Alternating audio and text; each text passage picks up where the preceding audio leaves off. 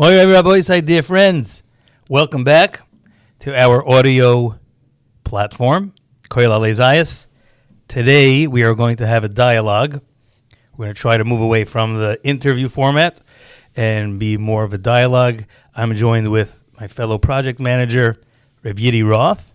Rabbi Yidi was kind enough to take me over when I moved out of project management into, like I said, the Shemen Zayas, the more specialty projects. So Yidi took over a big chelik of my workload. And one of the things that Rav Yidi did was he took over the Alei Deshe project. The Alei Deshe was a weekly Gillion, featuring Rav Shaul Alter's scintillating Torah. And from that weekly Gillion grew a sefer in English. Rav Shaul Alter on the Moadim just came out, and that's what we're going to discuss. So welcome, Rav Yidi. So tell us, Rav Yidi, tell the audience, what is it like working on the Alei Deshe? So I used when I lived in Eretz Yisrael, I used to go to his shalashidas. I think actually I went long before he became popular. He had a besmedish next to his home on Nechal Kuna, and he would have a very, very small crowd of 20, 30 people. And that's when he started giving these soon to be very, very popular form of Torah. And so when I heard it for a couple of years, until I moved here and joined Alezayas. With the American Bachman would go to there, or are you unique in that regard? No, there were people. Whoever knew about it, it wasn't yet famous. Okay. Yeah, you must have a knack for these things. Yeah, I had a friend who had a friend. Okay. I'll say another thing, that whoever hasn't heard him live, you can't really understand, you can't really appreciate his style, because if you read it in print, it's nice, everyone enjoys it, it's really popular, but if you actually hear it, it's a whole different experience. In fact, when we worked on the Alei Deshe, I highly recommended to all of the editors to try to listen to Rav Shaul Alter, even though we worked a lot with print material, but still to try to listen a couple times to how he delivers his shalashidas and how he says his shiurim, because it's hard to translate like a speech into a written form, but if you know how he speaks, you could try to capture a bit of that flavor. Interesting. What language did he give the shmuzim when you were there? So he always gives one. He always speaks once in Yiddish and once in Ivrit, and sometimes he would speak twice in each language. But he always tries to speak in both languages to appeal to different crowds. Interesting. I have to say, I never really heard, before I started working on Alei Deshe, I heard of him, of course, and I'll get it soon into my my own personal connection, if you will call it that, but my personal interaction with Rav Shaul. But I never did hear him, and to be sure, when I first heard the blend, it's for Americans, so Lashon Kodesh is Kodesh. It's for Divrei Torah, and you know that Israelis speak it with a different havara, and the male becomes Ivrit. But what you don't know, what you're not prepared for until you actually hear Israelis doing it, is just like when we speak English. So we intersperse our English with Hebrew and Aramaic, and we call it English or Yeshivish Aredi, Yeshivish Sprach. But the Israeli Bnei Torah, they do the same thing. They speak the Sephardic Ivrit havara for their main language, and they intersperse it with Torah Sprachs, which they say with the Ashkenazic havara. Very interesting to me. Yeah, actually, Rav Shaul, if you ever listen to him, you'll notice that he actually speaks a much more pure Ivrit. So some of the more Yeshivalites in Israel, not the Americans, the Israelis, they find it a little bit, they're taken aback about his style. It's a bit more pure Ivrit. He uses, like, the vocabulary that he uses is not so what you hear in yeshivas. So even when he speaks in Ivrit, he's unique. Yeah, that is unique. And to me, on top of all that, the Polish havara, I got used to blending the Ashkenazic havara with the Sephardic havara. I got used to that, but when blending the Hasidic havara, to me it made it hard for me at first to really to follow. Just the switching the knob back and forth, I found difficult. But like you said, it's a great experience to hear him in person. To hear him speak is a great experience. He's full of charisma, but in a quiet, a quiet charisma, but full of flavor, full of chen, full of teichen, and the content of what he's saying is also really very, very, very captivating, particularly for yeshiva life, because it does blend the herigish, the tzad ha'avoida. I think that's a term I started using on al derech ha'avoida.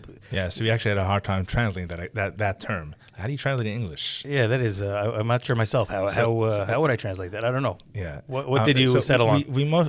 I mean, it depends on the context, but sometimes we write like a deeper lesson can be learned, or it's Right. There's a lot of terms that in general in Workarounds, but nothing direct. Yeah, exactly. Interesting. Yeah, so that's so he blends that derech ha'avoida, that untranslatable derech ha'avoida. He blends that with lumdas. Maybe in the course of this discussion, we'll give a sample of that. But to me, that was very, very inspiring, working on these Ali Deshes. You already had a prior exposure, so maybe the Ali Desh itself in English didn't have the same effect on you, but I'm sure you can also say you've enjoyed working on this. Of course. I would say also that whoever works on Rav Shaul's Torahs for an extended period of time will notice that he consistently focuses on the same themes. So he always returns to a lot of classic concepts, but in Rav Shaul's expression of it, it's unique. So he talks a lot about the idea of Rutzen, which is a very famous Polish concept. But Rav Shaul likes to always say from the Yiddish Kudish that even if a Yid only has Rutzen the Rutzen, it's also something. And he says always va'afile esrim pamim. Even if he has the Dutzen, the Sheberutzen. And he also he focuses a lot on Tshiva and a Meilus B'Torah, which is a very, very strong concept for him. I'll say one thing about a Meilus B'Torah that especially in the yeshivas, we hear much more about about the avoid of Meilus B'Torah. But here, Rav Shaul is a famous lamdan, and his shiurim are very, very whoever attended one of the shurim it's an experience in itself. Besides, it's a whole different type of experience. To hear a lomdish shir from him and to hear a Shalashidus is a different experience.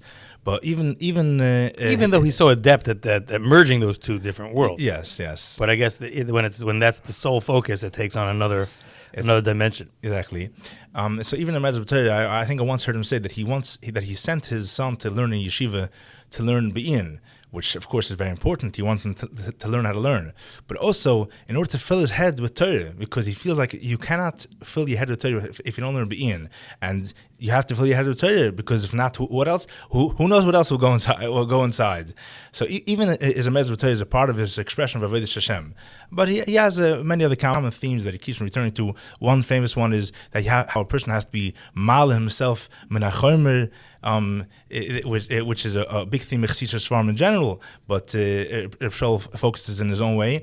And one thing which is actually very interesting, which you don't really see in Chassidus Farm, is his focus on Mechamas HaYetzer. Now, all Svarim are busy with Mechamas HaYetzer, but Rav Shaul, he's always focused on Mechamas HaYetzer b'poil, a practical, dugish on Mechamas HaYetzer, which you don't really find in Svarim in the way he focuses on it. In general, his style is very unique, and people are not the first time you're exposed to it, taken aback by this. He says only his own things. Of course, everything is based on previous farm, but everything is always unique. Every single week always has a unique take, a unique vart, and delivered in his style, which you don't really. If people go to many different tishim, they hear there are some of the Rebbes who are very excellent Baldashonim, but Rav Shaul is definitely unique, and especially the literature I think has really connected them in a way which they haven't connected to others. It's interesting, there's to highlight with an example. With the example you gave, we really have to discover this maybe in the broader context of the great appeal of self-help and neo-Hasidus and about the Frank and the Nitzitz of the Yid, and this today that's certainly more effective. I mean, when I was younger, I remember one of my Rebbeim Yeshiva, a Rebbe we still adore to this very day. But he would be very critical if a bacher says he wants to learn. You don't want to learn. You want maybe to want to learn, exactly like you said. And here, so this Rebbe was being critical, and for us that was inspiring. But today's day and age, that's if you shun somebody's rutzin, you're less likely to get them turned around. And Reb Shaul is tuned into this kind of mahalach, which seems for some reason, again, I can't psychoanalyze the generation right now, but for some reason that definitely has a more of a mashiach, and it's seemingly very effective today. And that's what Rav Shaul focuses on, like you said, lifting you up from the chaimer with this kind of talk that you're the 20th degree rutzin is gewaldig. Everything you do is gewaldig, and you're chashiv. It's actually interesting because in Kotsk, they actually were very sharp, and Ger, they were very sharp. And Rav Shaul if you ever spoke to him, and if you ever seen his svarm and his comments on other people's svarm, he also has that sharpkeit in personality as well. But he still has he's somehow balanced that with this type of Torah, which is more in tune with today's generation. Yeah, it is interesting. Like a Kotzker, in a way, you read about the Kotzker. It depends. Everybody's writing differently about the Kotzker. Today, the Kotzker has even been also modernized. A recent, very a nice biography that just came out, and people are reading it and telling me, I never knew the Kotzker was so warm and fuzzy, so grandfatherly. Maybe there's something wrong with the biography. but still, like the Kotzker of old is almost like an old Litvak. The Kotzker, it's you wonder like what's Hasidish about the Kotzker. But anyway, you're saying that the Rav Shaul does have that side to him, and you mentioned the Gilyonis on this forum. That is my first contact with Rav Shaul. A long time ago, I started working on writing kind of mamorim b'chlolei hashas, for lack of a better term, Toldos Tanom V'Meroim, Chlolei hashas, where those two topics merge. That's what I was writing on, and it first came out as a small kuntras, and I called it Matikei Hashmua. And a friend of mine has a brother that's an American, but he had moved to Eretz Yisrael and become a real Talmud of Reb Shaul. So unbeknownst to me, my friend gave this Kuntras Matikei Hashmua. He gave it to his brother to give Reb Shaul. He said he knows Reb Shaul likes these type of stuff. And one bright morning, the brother who I know in America, he comes over to me with scans of my Kuntras with Reb Shaul's Hagoyas on the side. And it was quite interesting to me because Reb Shaul was very, very, on the one hand, very, very sharp. I remember on something I wrote, he just added 2 words: Hevel ubedusa. Garbage. It's garbage, totally. But on the other hand, his comments were of great value, great interest and great value, also displaying a gewaldige bekias, and he's famous for his shlita. I've learned afterwards that even secular, maybe not secular, but even academics. Yeah, he has definitely an academic feel. You see it in many things that he says. I remember once he said he spoke about the Megillas Antiochus, and he said, but they go in and write that it's written by the Elul and Shammai, but he says, but today we know that it was a later work. So you see, he's definitely exposed, and he definitely knows these things. Right. Not only is he exposed to academics, but academics know to make use of his big bekias. Right? Yeah. I mean, Yaakov Shmuel Spiegel. Of course. In all his svarim, he thanks him. And I think even in his latest volume, he says that Shaul took time of his busy schedule, and he still found the time to comment on his latest book. That's amazing. That is amazing. So you see that Reb Shaul has a gewaldige bekias. So these I found that these Hagoyas immeasurably improved my work.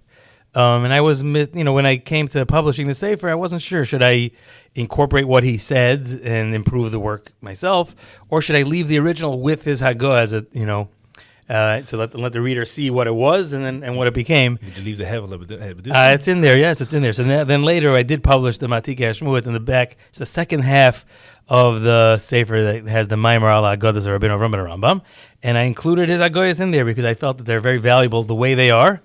In a few cases, I was misyaches in my notes of what Rav Shaul writes below, and in one case I even showed that to Rav Shaul, and he wrote another Haggadah. So I'll share that with you in a moment. But when I came to publish it, I wrote Rav Shaul a fax. He takes faxes, so I sent him a fax saying that I want to print the sefer with his Hagoyas. And he wrote back right away, he's so sorry. He was sharp because he meant it for himself. He didn't mean it to apologize. He wouldn't say such a thing in public about me. And I said, Fakert, it's mashbiach lemekach. I want to keep the Lashonis exactly as the Hevelu Bedusa, exactly as it came from the master's mouth. So let me share with you one of those examples.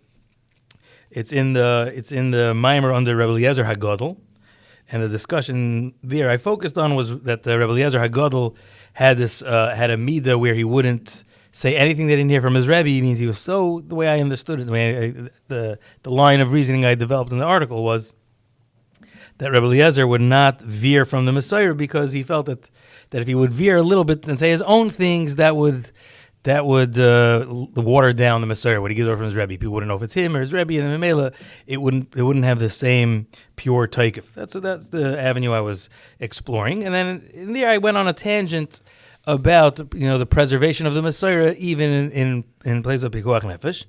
And I quoted the Marshal in Bava Kama, the famous Marshal in Bava Kama, who says that you're not allowed to misrepresent the Torah, to be megal upon the Torah shalek halacha, even b'makom pekuach nefesh.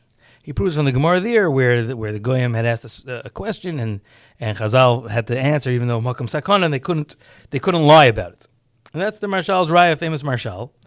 And they wrote that it's Yadua that Reb David Cohen from Brooklyn is all Gesund Zayin. He says over from Rav Moshe Feinstein that the halacha is not like this Marshal. How does he know the halacha is not like this Marshal? In other words, Rav Moshe is saying you could misrepresent the Torah b'makom sakana. What's his raya?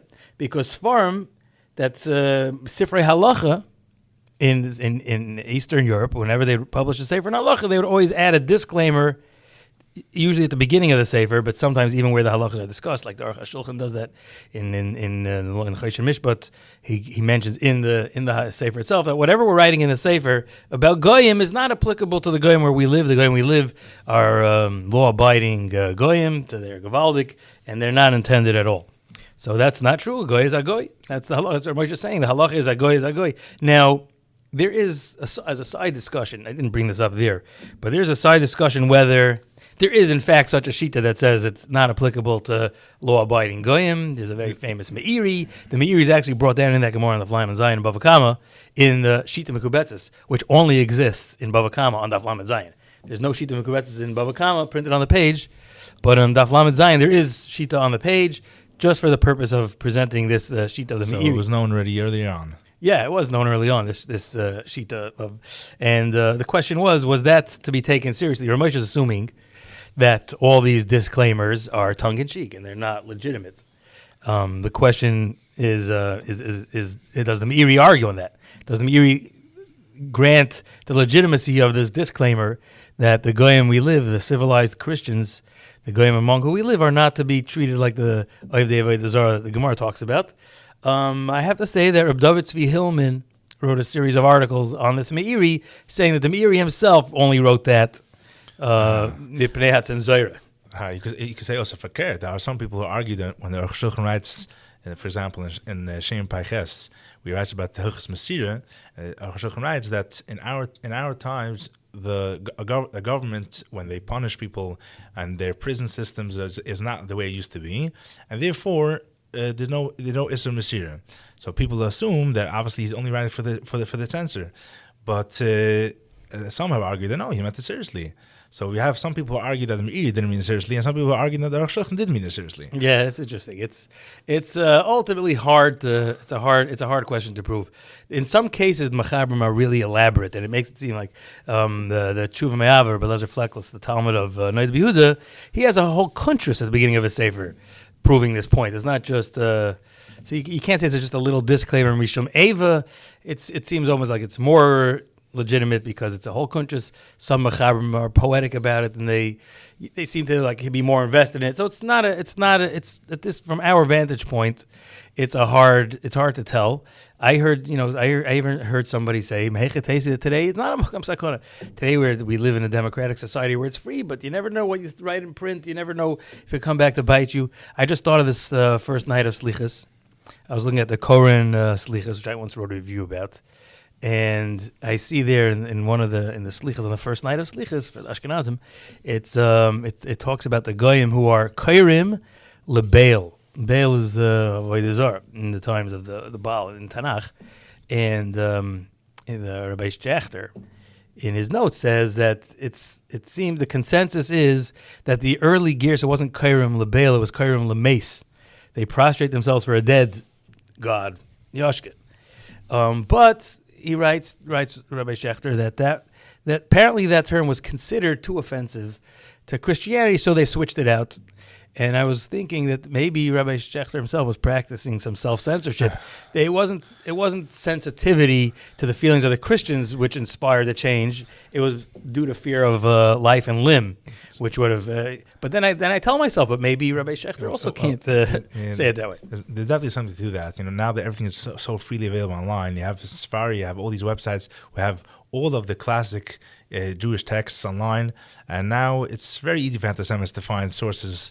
So there's some famous extreme right-wing commentators who post online snippets of different, and you see they got it all from Sefaria. So when you put something out there, there's definitely going to be anti-Semites who have to find it. Right, and who can say that it's not Sakonis Nefashos today?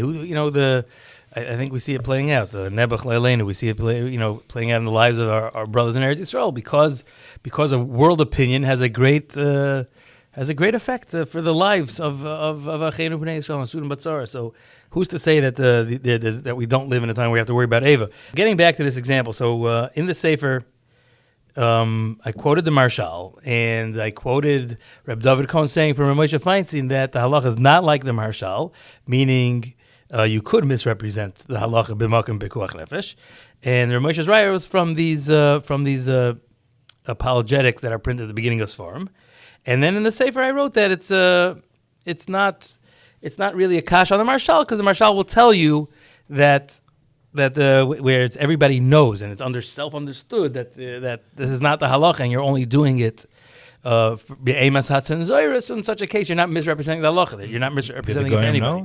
Did the Goyim know? The Goyim themselves only cared that you shouldn't foment rebellion among other Jews. That was their concern. Their concern wasn't themselves. They didn't have the sensitivities for, that wasn't at play over there.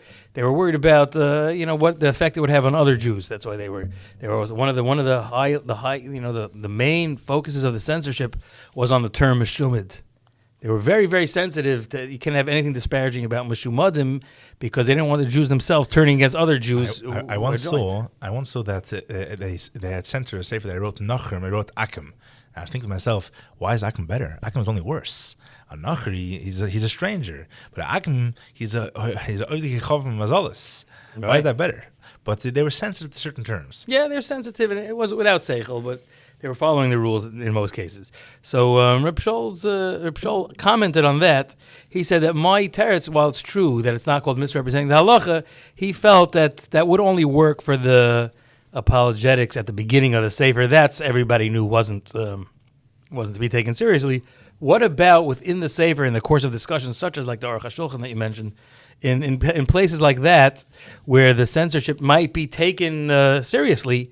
So then it would run afoul of misrepresenting the Torah, in which case L'chayr Moshe's raya would be correct. So he himself said, Reb Shaul's teretz is that only when the guy asks a question for a specific halacha, you can't fib and say the wrong halacha. But to print something in a sefer, it's not a psak halacha. You're just writing shtusim. It's a sheker b'ksav.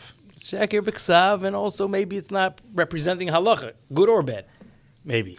Like Chas v'Shalom and Lismach, I'll say for halacha l'maisa, all these sefer halacha come out of Bnei Brak. Even more. The Mashal's Rai is from one of the Tanom, I think, made them wrong. But so that he was a representative of Teresh Peh. But Sfarim, even the classic Sfarim, they're not representative of Teresh Peh. Maybe that's Rav Shaul's kavanah here. Right. That could be. Another point is, so then he says in parenthetically, so Reb Shaul says, we need to look for more sources, perhaps look in the Oitzer Vikuchim, and he says, for a Vikuach that we can trust, which is a jab at the author of the Oitzer Vikuchim, Rabbi Yehuda David Eisenstein, a very learned balabas in America who wrote a lot of Sfarim, and he wasn't always so careful about who he quotes and who he doesn't. So, but upon him, he says, look in the Sefer Oitzer Vikuchim and look for a Vikuach. Maybe in the course of looking through the Vikuchim, which are the way the Jews represented Judaism in the course of debates with Christians, check there. If maybe we'll know more about our Shaila.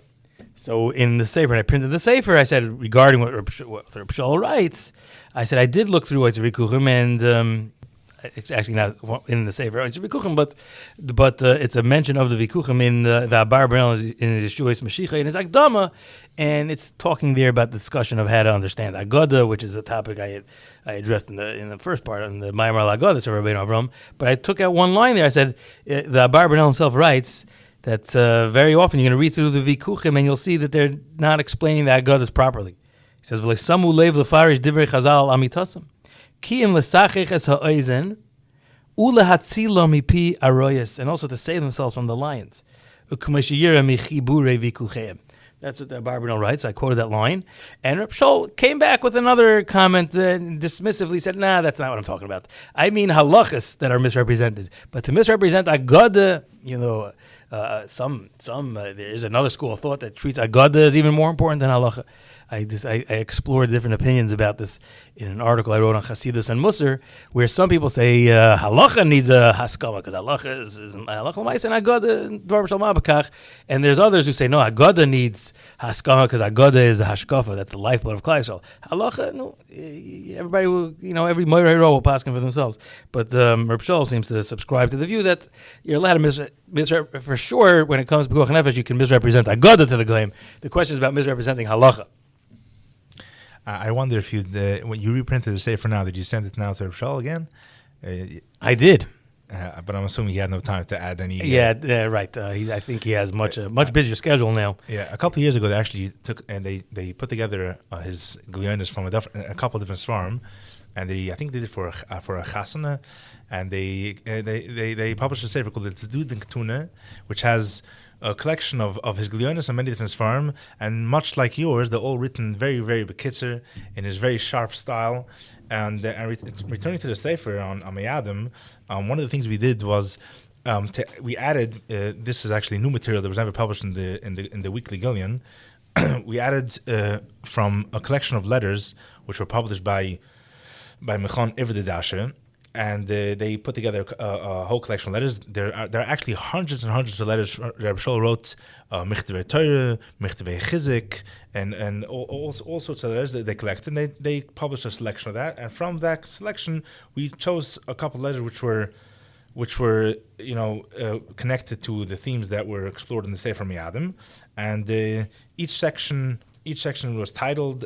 We have, for example, letters on Tefillah, letters on Kabbalahs, letters for Erev and Kippur, and here also you see his sharp, interesting style where he writes in his very with a few words. He very sharply expresses his opinion on a variety of different matters. And these letters are largely letters of chizuk, and they're very warm, but still you see that the incredible blend that he has. Let me share one more Hagah from the Sefer, which also gives you a taste of his personality and his Torah aptitude, if you will. And later on in that same parak there, I discussed. I brought down a Beis HaLevi. A Beis HaLevi was there's a story about it, which I don't remember the details right now. But in the course of this story, the Beis HaLevi had to answer the Maskilim's claim that what's wrong with saying that Chazal were mistaken? If Chazal themselves say that they were mistaken, they say Dvar Shamarti Torah Same Biyadi. So if Chazal can say they made mistakes, why do you have time on us, the Maskilim, for making similar claims about Chazal that in certain cases they were mistaken? And I wrote there that the Beis HaLevi had a very sharp tshuva, a very chachmadik tshuva, that the Beis HaLevi said, well, he hanaysenes. If Chazal say in places they made mistakes, so you see Chazal were willing to be moed al emes. And if the other places they didn't say they made a mistake, it's not a mistake, because if it was a mistake, they would say it was a mistake.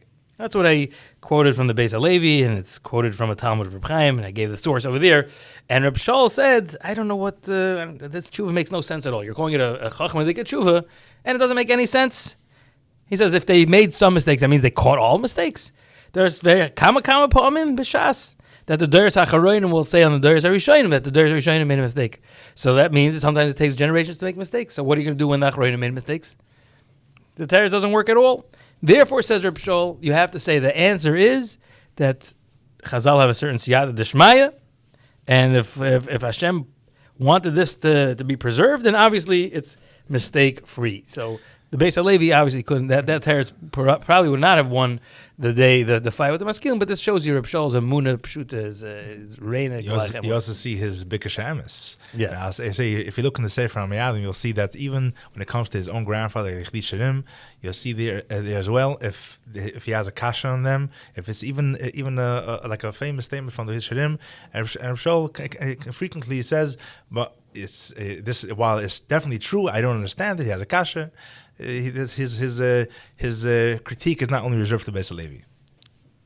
Yeah, I got to see what else is in that Let's Start in Katani. Isn't there a sefer from his father as well, like Gilyonis, the Pnei Menachem? Yeah, the multi-volumes. There are, right. But that's Gilyonis usually on classic Svarim. These are Gilyonis which on Svarim like Mepis Food and Safrim, and there's it's Svarim like your sefer that people gave to him, and he read through, and he wrote us on the side, and they collected it all and published as a volume.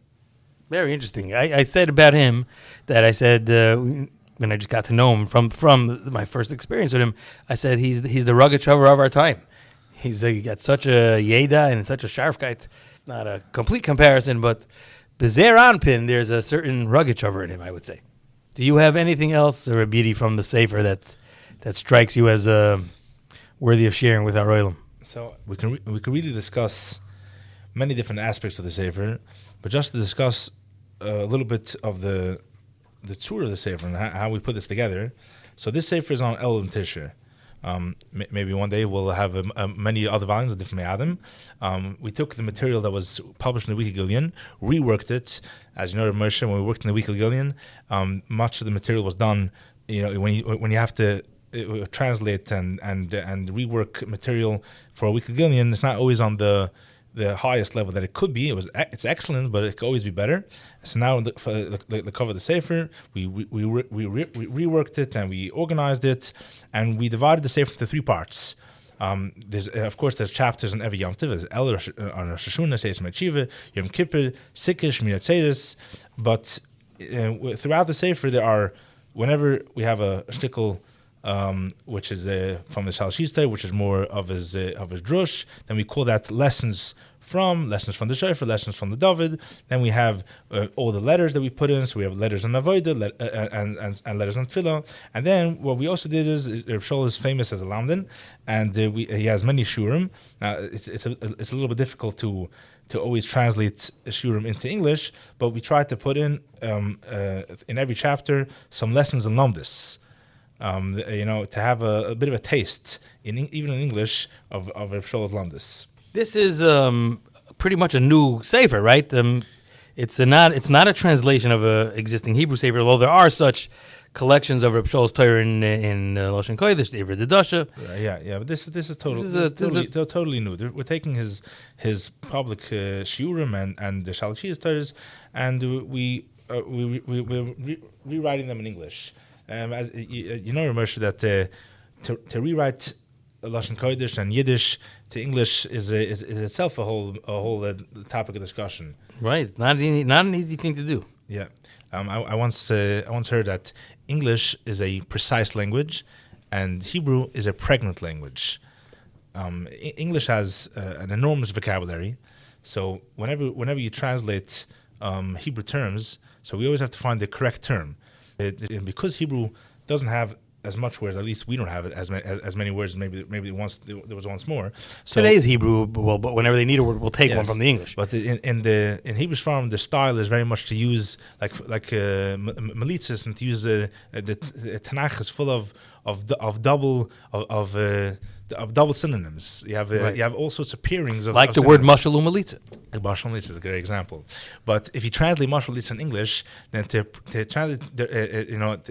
translate each one of these synonyms, usually in English sounds redundant and it sounds translated. So a common mistake people always make when they translate is they translate literally, which is always a mistake. But especially when it comes to translate from Hebrew, it's the translation. Besides the fact that it doesn't read as well, it's also you hear that echo of the original Hebrew. There's all sorts of words that we translate. So a proper English translation really has to think, how would this have been said or written had it been in English. So we tried to capture a bit of the flavor of Rav Shaul in English. Rav Shaul speaks a little English, but I don't think he ever gave a drush in English.